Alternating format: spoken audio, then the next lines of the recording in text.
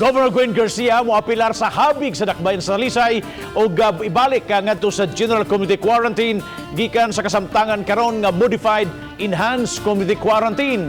Pipila sa mga mayor sa kalungsuran mipaluyo sa hangyo sa mayor sa dakbayan sa Talisay. Ang report ni Fee Marie Dumabong.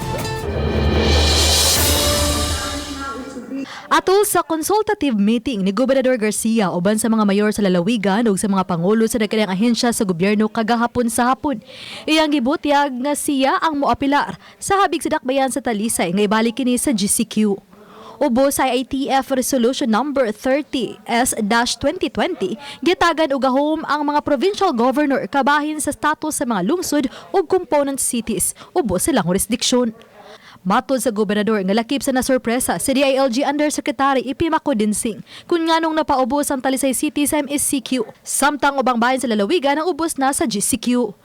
Mipaluyo usab kang Talisay City Mayor Samsam Gulyas ang ubang mga mayor sa kalungsuran. Authorized to impose, lift, or extend GCQ upon the concurrence of the regional.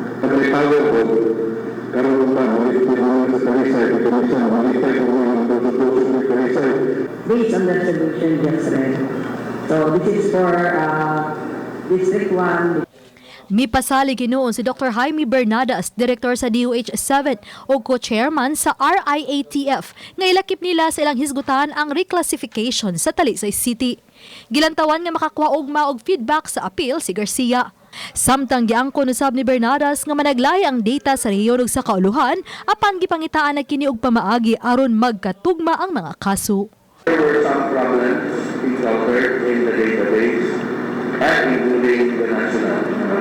So in fact, they are coming tomorrow for the updating of this database.